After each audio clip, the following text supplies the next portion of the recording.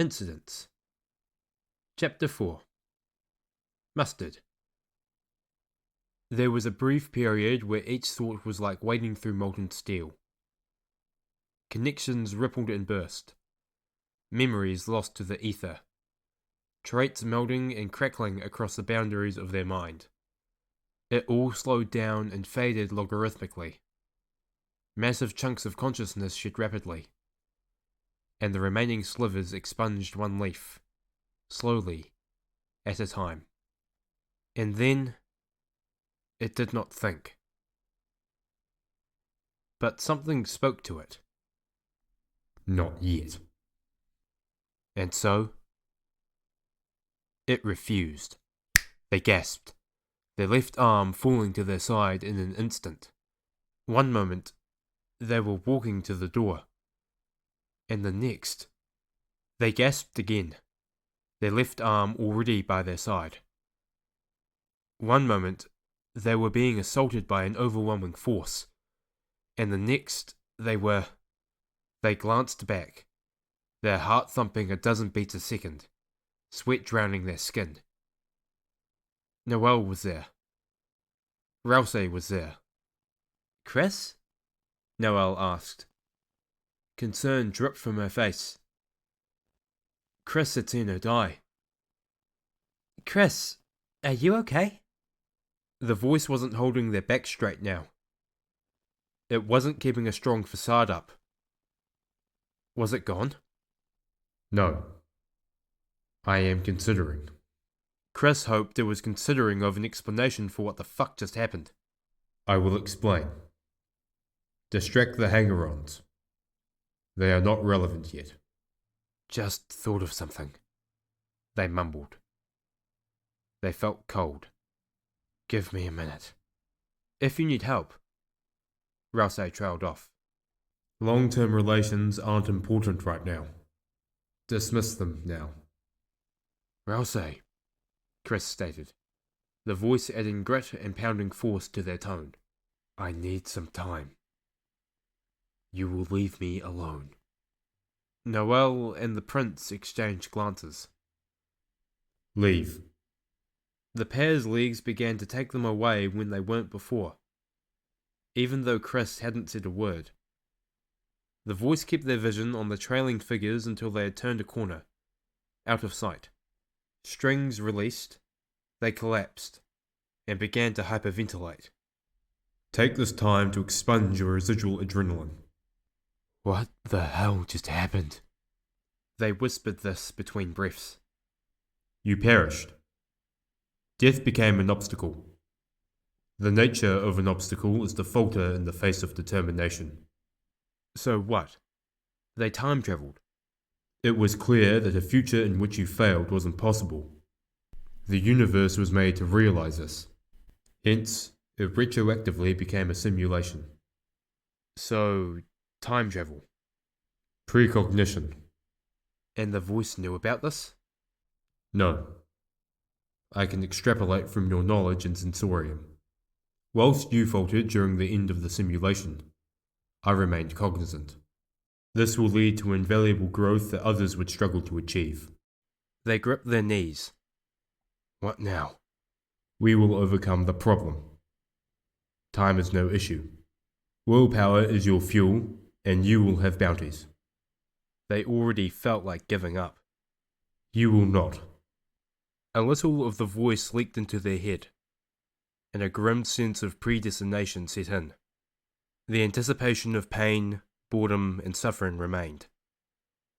No information added or removed. Just an enhanced perspective.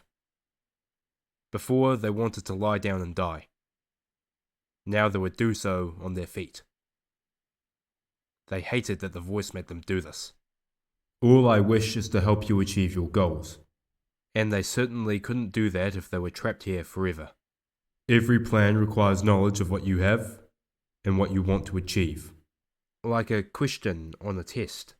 Early on, we will gather information. Then, we will formulate a plan. The penultimate step is to refine the execution. And then, finally, the perfect run.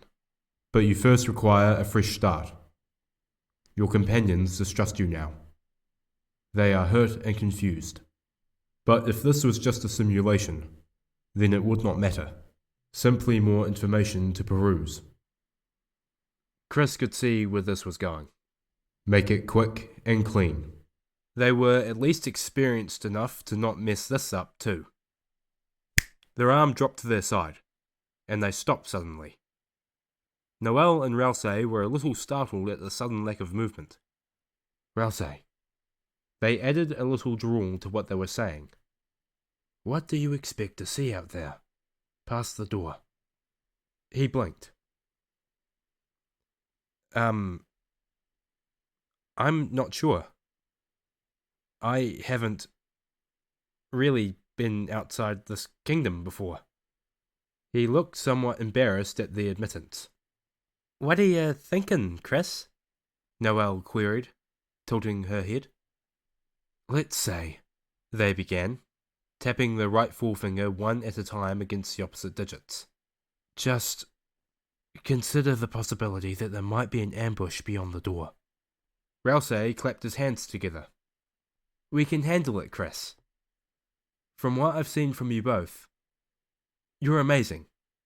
That's great and all, they powered on. But, and hear me out here, what if there was an overwhelming force beyond the door? One that we couldn't take down before they launched an unbreakable attack at us? Dozens of foes. Knowing that, at any moment, a hero destined to close up their mighty fountain could be coming through. Rouse furrowed his brow. Noelle piped up with a confused sort of smile. That's pretty specific, Chris. Humour me, they commanded. Acting would probably be the best option in that sort of circumstance, Rouse muttered into his paw. Do you want me to teach you how to do that? They gave a nod of confirmation. Great. Rouse had a similar look to when he had started the whole teaching exercise. The expression represents a mixed relief and fulfillment. He is glad to get things back on the rails he thought were certain. They should thank the voice for the social advice, they supposed. Right. Rouse rubbed his cheeks, seemingly to get into the right headspace. Chris, in order to act, you do something kind for the enemy. Then they'll be satisfied, and you can spare them. Chris waited for Rouse to elaborate. The voice waited for Rouse to elaborate. It was difficult to tell, but Chris could only presume that Noelle was waiting for something along those lines as well. That's acting, Rouse said again, enthusiasm waning slightly. That's... They were about to say, that's it, but the voice intervened. That's very useful, Rouse, thank you. Chris wondered if the voice learned anything, because they certainly didn't. We have learned that Rouse is painfully naive. This will come in useful later. I guess that lesson applies to all of us, then? Noelle asked. Well, the prince interwove their fingers. Acting is... It's a human thing, I think. Chris got the impression that the voice would be cringing at the lack of tact on display, had it the capability. Noelle just raised an eyebrow. I think anyone can be nice, Rouse. Oh boy. You're right, of course. But, Interrupt. Well, it was the closest the voice had ever come to begging, so it was only polite to oblige. I think what he was trying, they gave a stern glance towards the cowering prince, and failing to say, was that having one of us in charge of negotiations would make sure we project a united front. They paced, drawing eyes towards them. The voice fed them lines to project a sort of strength of will. It's important that we're on the same page when it comes to diplomacy. If we're divided, all trying our own thing, the enemy will be getting mixed messages. They won't know whether to be scared, or charmed, or begrudgingly acceptant of our greater needs. Ultimately, people fight when their goals, however incidental, are in conflict, and cooperate when their goals, again, however incidental, are aligned. The more unified we appear, the less they'll need to accept in order to cooperate, and the less potential there is for a complete breakdown in dialogue between our groups. The fewer goals they are aware of, the fewer goals they'll have the potential to disagree with. The fewer goals they are aware of, the fewer goals they'll need to agree with in order to work with us. They tapped one gauntleted fist into the open palm of the other. That sort of unity needs a point man. Noel, Rousey, you're both impressive in ways I can't manage, but I'll be in the front by the nature of my abilities, taking and dealing blows right where the enemy can see me. And they will be seeing me. They'll be focusing on me, and ultimately, they'll be looking at me when we have them on the back foot, and the devotion begins to waver. And in that case, they shrugged nonchalantly and put on a genial smirk. Might as well not waste the attention. It was almost impressive how rapt the voice's speech made their followers. Acquaintances, that is. Noel was nodding along, and there was a palpable sense of relief showing from Rousey. That makes sense, I guess. Noel turned to the prince, arms folded and head shaking. Next time, do a little acting yourself, all right? Without Chris, you wouldn't have been able to get that foot out of your mouth. Her tone was more clearly joking now, and Rousey's nervous laughter seemed to keep the whole situation calm. It is unfortunate that we gained no short-term benefits. Diplomacy was an idea, at least. It was already on the short list. There was, of course, the potential that Rousey was unknowingly referring to the voice's skills of manipulation. That acting, when he said it, meant acting out a role of confidence and charisma, like the voice made them do so often. He may be referring to the non-existent. He may be unknowingly correct. It does not matter in either scenario, for he would not recognize your true advantage, and that is what's important. Chris wondered why the voice would care about that. It is rare, the person who does not mind taking orders. It is said that there is a fine line between charisma and manipulation. In truth, there is no difference save for potency. They are both touching minds and hearts in the hopes of change. As soon as the former is seen as the latter, only the latter could recover the social capital lost. It wasn't as if they planned on revealing the voice anyway. They weren't too fond of being seen as more mentally unstable than they already were. Then let us focus. Proceed to the door. We will know the enemy, their composition, their abilities, and the nature of the environment they have prepared. And then Chris would die. The simulation will end. Well, no time like the present. Let's proceed. They nodded ahead. And show the world there what we're made of. It was with great optimism that the group strode forth and opened the door again. There was greater shock at Chris's premonition about the ambush. And, ultimately, there was not much emotion at all when the scene had played out in its entirety. They dropped their arm and put their hand in their pocket, continuing to walk forward evenly. They hoped the voice caught all that. 4 varieties. Ruden and Hathies in higher and lower castes. Colour indicates power, or rank. How did it know their names? Names have weight. It is possible to determine an object from its shadow. Right. Of course. Something else to add to the pile of things I'd likely never find out. The Ruden are snipers, harassers. They force you to move. The Hathies control the battlefield, add blockades and traps. Alone, they would be a simple matter. Together, things are more complicated. They couldn't exactly approach the enemies with the heart-shaped barriers everywhere. But a rushdown tactic would lead to them getting speared on a diamond bullet. The elite foes are the issue. They lead shots. They place obstacles where you will be, not where you are. So what could they do? Rousey could only pacify one foe at a time, so an endurance match was more likely to end with them getting skewered. The main issue is your allies. With my assistance and the aid of the simulations, you could eventually learn to evade all attacks. But Rousey and Noel wouldn't. We lack some knowledge. What the ambushers will react to. Their blind spots. The betrayal they care so deeply about. Trial and error, then. With that knowledge, We can form a plan. A strategy built on a lack of information is a temple built on air. Rousey began the same speech as before, and Chris leaned against the wall just by the corner. Noelle gave them a curious glance, but didn't say anything.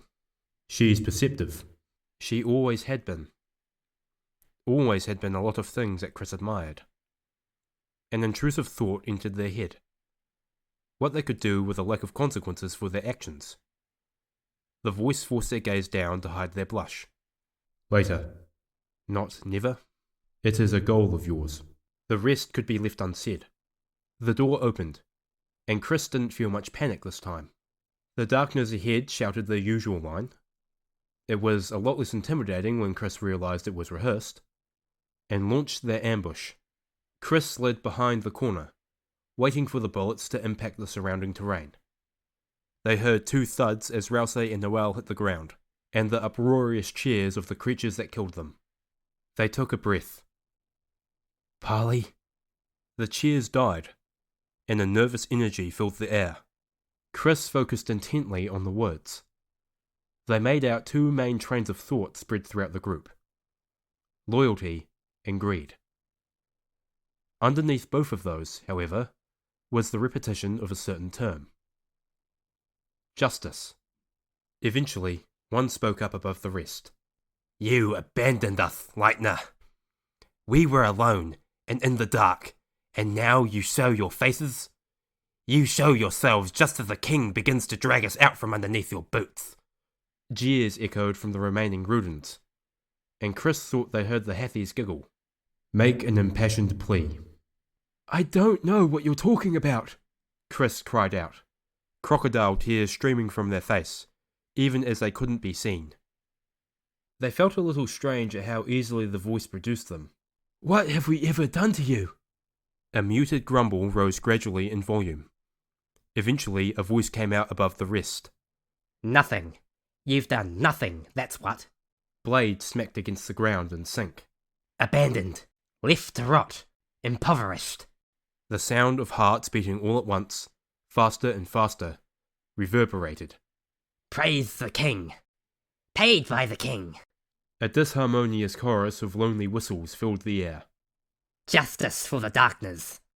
Justice for leaving us behind. Justice doled out in spades. I understand enough of their anger. Attempt to appease them. Why can I not step in now? They suggested, letting a strategic weakness leak in. How do you not know that we've repented? The noises quietened down again, and they took the opportunity to take a quick glance around the corner. The fountain in the distance continued to be yellow, in contrast to the one in the Dark Kingdom. No, that makes sense, a green Rudin mumbled. He wasn't even paying us that much anyway, another pointed out. The lowly among their ranks fostered dissent. What? One of the diamond-like creatures in striking crimson sounded deeply offended. It was the same one that had spoke up initially. What are you all doing? The lowly turned to it at once. The king offers justice. The king offers a right to all wrongs, a punishment for those that left you so poor and misbegotten. And this is how you repay him in turn. Betrayal, just as how they betrayed us. He offers you all the riches in the world when the world belongs to darkness. Have a little conviction. The green peons surrounding the serpentine figure shook their heads, as if dispelling a haze. It wasn't coordinated, but if Chris had to guess... Interesting. It felt like their words had a supernatural impact, one only mitigated by a protracted effort to combat it. The Lightner is trying to make us lose our cool. Get him. They supposed that the sloop was coming to an end, then. A new bevy of tactics to attempt. Best not to drag this out any longer than it needed to. Make it quick. They stepped into the bullets, and they kept their arm up, for a change of pace. It took Noelle and Rousey a few seconds to notice, and seeing their collective inability to bring up the subject brought Chris some small amount of amusement. They leaned against the wall again, when they arrived at the door. So, Rousey was about to begin. Open it, Chris demanded. I'm gonna lose my nerve if you don't. There was a brief moment of silence, Open. but Rousey caved in, and the sequence played out once more. Chris's movement was smoother than last time, and the ambushers didn't see a single sign of them. As soon as their allies' bodies dropped, they tried something new. Offer the Hathies a fiction. Hathies. Their tone was sonorous, mysterious, and inviting. I was stunned by your work. Truly amazing. Pause for effect. But truthfully, I don't know how anything could compare to you all, no matter how it glistens in the dark light. They risked a glance, and their target audience seemed a little enamored, but not enamored enough to prevent themselves from trapping them in bone-shattering heartbeats. You need wing monsters. The fact that this was the last thing Chris heard before they died once more made them feel a bevy of emotions that they never wanted to experience again. Fuck! They shouted. Not for any particular reason. Perhaps it was partly an exercise in venting their frustrations. But it was mostly just to see how the members of their party would react. The jumps of fright were somewhat amusing, they supposed. This time, they tried offering sincere appreciation to the efforts of the Rudin Ranger, as the voice called it. It went well until the rabble around it reminded it that they had a job, and that they would like to get paid for it. Chris tried to make sure the diamonds hit somewhere funny this time, but failed. Hey, Noelle? They said offhandedly. She turned. Yeah, Chris? What would you do if you could travel back in time? Well... She blinked at the non sequitur. I guess... She began to blush. I guess I would try confessing. She shook her head suddenly. Wait. This is just a way to get me to spill my secrets, isn't it, Chris? Nope. They denied. They were mainly just wanting to see what would happen, in between gathering information about the ambushes. She narrowed her eyes. What would you do, then? Chris pretended to consider this with great care. Probably what I'm doing right now. Noelle's laugh was nice. It gave them something to roll around in their head, as they tried and failed a method to get their allies out of the way of the initial assault. The next few simulations were discarded in attempts to dodge and weave past the attacks as they came. The voice was incredibly apt at controlling their movements. Oftentimes, they felt as if their centre of mass was being tugged mid-air, while their limbs were pulled by invisible strings. They never lost balance, and knew exactly where every bullet was. Judicious use of their shield was discovered to provide some useful defence, but it wasn't foolproof. The heart-shaped projectiles especially had a nasty habit of sneaking in from behind. But soon enough, they had a breakthrough. Rousey, They asked, piquing his attention. Yes, Chris? what would happen if I tried to open the door without your magic? He blinked. It would be pretty heavy. But I'm sure you could manage it, Chris. They stopped mid-stride. They took in a singular slip of air through tightly gritted teeth. The prince looked worried that he'd offended them. What's wrong, Chris? The smile they gave was mild-mannered, and not at all delivered through unbelievably strained cheeks. Nothing, Rousey. Nothing's wrong at all. But you know what? I think I'd like to give it a try. They were immediately cut to pieces as soon as the door had opened a crack, but at least now they had a strategy in mind. The next loop, they opened the door the smallest amount they could manage, and slammed it shut as soon as they heard the beginning of the darkness speech. Chris? Rousey queried. Who was out there? About, They had the number memorized, but pretended to count in their head. a dozen or so aggressive-looking things. They launched a lot of bullets as soon as they saw me. Hey, There was a muffled banging at the door, which Chris was desperately trying to keep shut. hey, let us enact justice upon you. Men, help me. Oh. Noelle frowned. That seems like a few too many to fight. We could try acting, Rousey suggested, a smile on his face. Chris, do you know... Yes, They interrupted. Help me with the door while we discuss this. They grunted as they felt the weight on the other side increase. Please. At that, their allies rushed to help, settling against the stone slab and beginning to sweat as they exerted themselves. So, Chris coughed out. I have a plan. Hear me out. A bunch of these guys were shaped like hearts, and the rest like diamonds. Love and wealth. And only the diamonds were talking.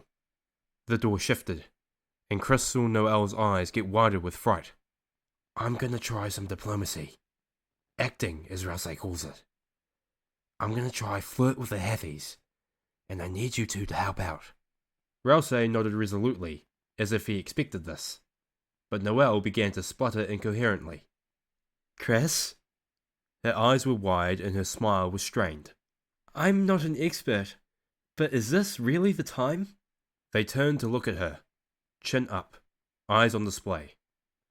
They closed them slowly, clenched their fist, and turned away.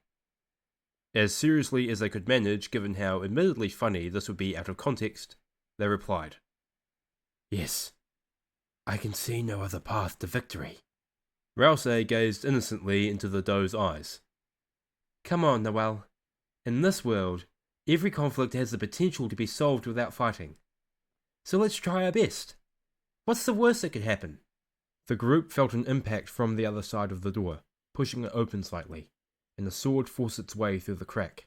Trust me, Chris demanded softly. Trust.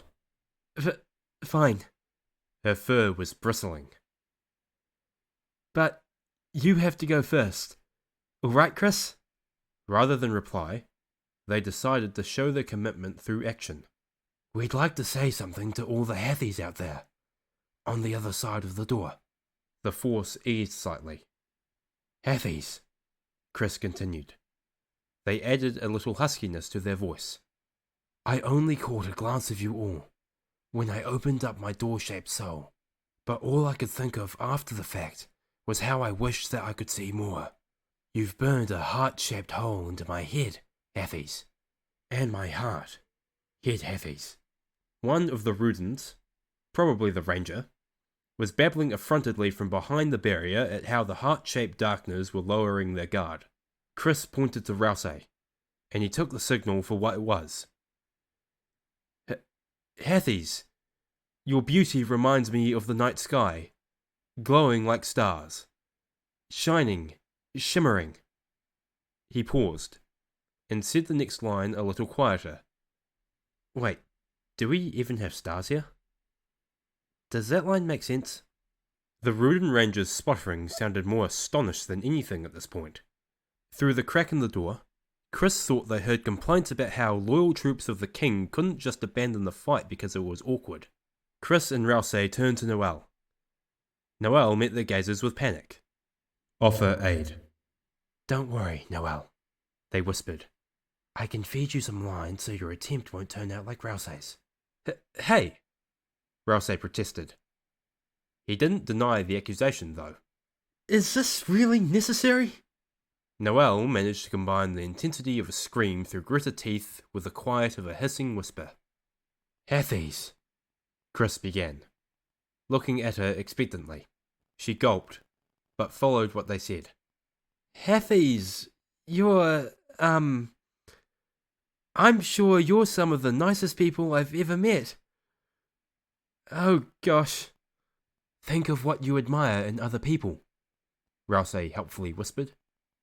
An excellent idea. This is very scary in a way, but... She pulled at the collar of her robe.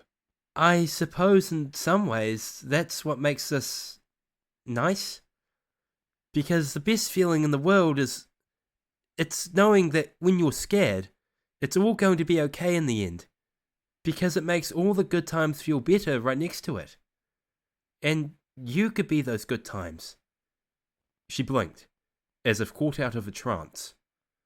Oh gosh, what am I saying? I think it worked, Rousey cheered. Most of the darkness are already downed. Chris risked a glance. Sure enough, all of the Hathies were lying on the ground, tentacles writhing as they blushed heavily, They flattened themselves against the wall again as the Rudens launched a wave of bullets. We're not completely out of hot water yet. We're almost done. They wondered if this would be the final loop. The penultimate, most likely. Even if this went well? You disregard the long-term effects of your actions. Rousey wonders where you've learned of acting. Noel wonders where you've learned the names of the enemy. Ah. They understood. Test a violent conclusion. Then, plan in mind, this will be the last simulation. If Noel were to target the Rangers, you will draw fire from the less experienced Ruden, which they alone found simple to dodge. Tire them out.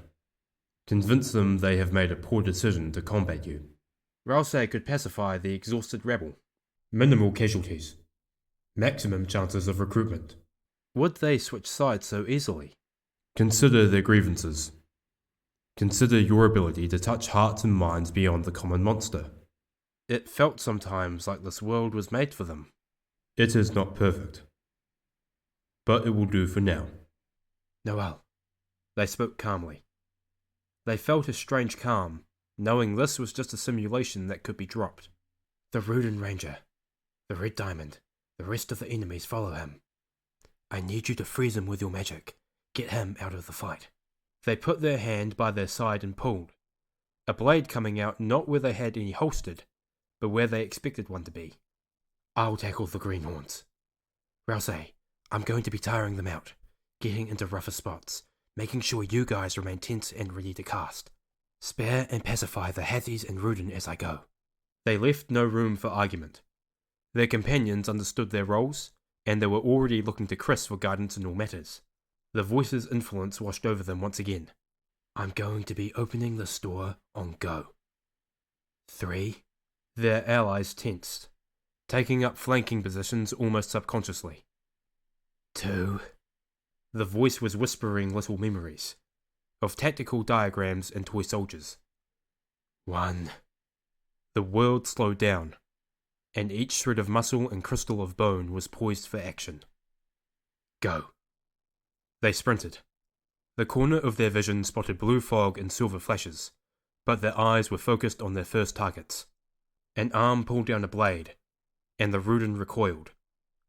Legs were bent backwards. A diamond flew an inch away from a face. Every sliver of momentum, no matter the movement of origin, was not wasted. Falls became flips, became twists, became a further assault. Lips flipped and flapped, words arriving like a rapier. A tug at a chest mid-air, and a body was pulled out of the way of an attack. A landing on hands until a torso thrusted in a sharp motion, and the Foundation was on feet once more. Their vision widened once again. Their heart was pumping. They knew they could have left more distance, but their allies needed to be scared for their safety, so the magic would come in greater force. I would not let you fail. The Ruden were lying on the ground, groaning with aches and exertion. There was a statue a little ways away, the face contorted into something resembling panic and horror. A number of the enemies were sleeping peacefully, or had already run away, and that number was growing by the second as Rousey got around to dousing them in that strange blue fog. A single death. No, that couldn't be. It happened. An instant horrific feeling of sinking dread and acute distress soaked into them. If they had resulted in the death of that creature, they'd be ruined. No one would trust them. They'd be killing their friends with an angry glance. They'd be locked away and tied up. They'd be... You have not been elevated. What? The dead foe is the Ruden Ranger. Noel's actions resulted in its death. Chris wasn't sure how to feel about this. A potential source of leverage. Deniability. Monsters do not gain LV. Did they order her to? She doesn't know. She'll never find out once you win the simulation. They couldn't have this be the final outcome. Correct. She will recognize her greater strength eventually if you utilize this tactic. Your future followers would have their opinion of you tainted if your closest retainer was seen to be a killer. The voice spoke as if there was still a situation that might do this. It is one option among many. To refuse to ever use it would be short-sighted. To call it a last resort is reasonable, and an effective incidental goal. Oh my gosh! That was Noel now. The voice forced Chris to meet her eyes and relax. Chris, that was scary. You can't just rush out there without warning me like that. A lazy smirk found its way onto their face. Hey, I counted 3 seconds of warning there. And the risk was needed to get you guys tense enough to cast those spells. Right. She lost some of her luster. Yeah. Those spells. A pause. I don't think I can do that again, Chris. A small test. No consequences. The voice became a vice, and their every movement was chosen with care. Why not, Noelle? That spell. It's wrong. She shook her head. I can't explain it, but please, Chris, don't ask me to use it again. A smile with a poisonous understanding and kindness seeped onto their face. Don't worry, Noelle. I understand completely. Chris tightened internally as the voice made them reach out to hug her. This world is dangerous. I don't want to make a promise I can't keep. Sometimes we have to suffer a bit so we can get stronger. But I won't ask you to cast it again unless it's absolutely necessary. Okay? There was a moment of quiet, but they heard a mumble of agreement from her eventually. Thanks, Noelle. Their body insisted on saying those words. It means a lot that you could do this for me. They wanted to stop. They didn't want a friendship built on this. Just a small test. No consequences. They wanted to reset. Now. I have gathered the necessary information. Make it quick and clean. The voice released their body released Noelle, and shortly afterwards, the simulation ended. In a fluid motion, indistinguishable from something natural, their hand dropped to their side once more. So, Rouse, you were going to talk about acting? They let themselves lean back into their mind, as their body went on a sort of autopilot. They weren't happy with what the voice did, simulation or not. But there was a part of them that understood that they couldn't treat the voice like they would another person. It was entirely ends-focused, on their ends as well, rather than its own. If it was willing to do something that made them so viscerally uncomfortable, that meant that it anticipated the rewards would outweigh the risk. And ultimately, much as they disliked it, it had benefited them. They were seen as a better person. They were more likable. Changes were happening in the world around them that they thought were good. They let some of their attention idly float to the script that they were following. In some of the combat simulations, they had found that when prompted about acting, Rouse responded in a remarkably similar way each time. They would inadvertently offend Noelle, and Chris would step in with a placating speech. Everyone was closer for it. This could be followed up with Chris's prior question to Noelle about what she would do with time travel. A way to cover their bases when it came to remembering conversations they had. A way to give themselves something to look forward to each time. The laughs lilting in subtly different manners with each loop. At the door, they strode up and leaned against it. They let the prince say his little pep talk, and gave the same response as the very first loop. It was effective. It inspired confidence. It set them up further as a leader figure. Rather than letting Rouse use his magic, they did the trick of opening it a crack. They deliberately glanced at the enemies as they shut it. They convinced the group to flirt with the Hathies, and the lines were delivered word for word the same as last time. They made sure to ask Rouse for the names of the enemies, however. The impetus would be on the prince to explain, rather than Chris. They were curious how he knew the same information as the voice, in any case. A slight alteration was made for the execution of combat. Chris put themselves in harm's way to take down the Rudin Ranger, with Noelle instead being tasked with healing them at regular intervals. But in the end, a similar result was reached. The opposition was emotionally brutalized, but Chris's party would come away clean of the murder that the enemies were so keen on committing themselves. The voice gave them a mental ping to wake them up. This wasn't a simulation. This was real life, and reaching a point of power was a top priority. Most of all, they needed to consider long-term consequences again. Chris! That was Rouse speaking. They cracked their shoulders as they figured out how to move again. Chris, that was amazing! I will smooth this along while you get settled in again. It was a little strange treating their body like a shared car, but the threshold from when strange became uncomfortable had shifted massively in the very recent past. It was nothing. I just work pretty well under pressure, that's all. Chris! Noelle was, somehow, still smiling, even when she was very clearly exasperated. You dodged and weaved through those attacks like it was nothing. That's not working well under pressure, that's... She threw her arms in the air, lacking the words. It was all teamwork, Chris insisted. It was mostly a consequence of having unlimited tries, of course. But they agreed with the voice that white lies were par for the course when it came to making people happy. I wouldn't have made it without your magic, Noelle. Your reactions were on point, and knowing you were there for me made the whole thing a lot easier on the mind.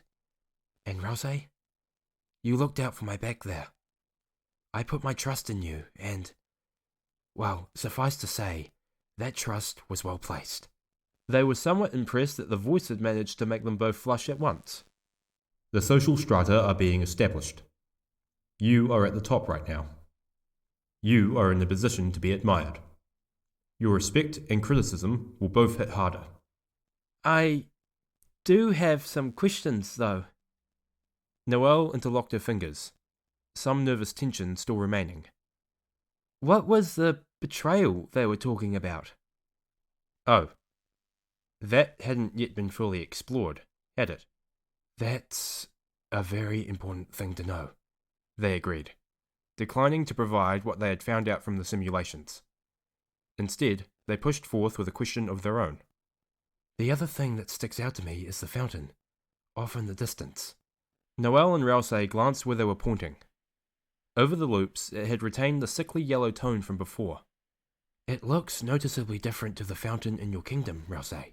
It actually kind of resembles what I might imagine a fountain of light looking like. Rouse's gaze locked upon the target of their confusion. His face shifted through a bevy of emotions, but there was one that stuck out. Somewhere between dread and non-understanding. Loss.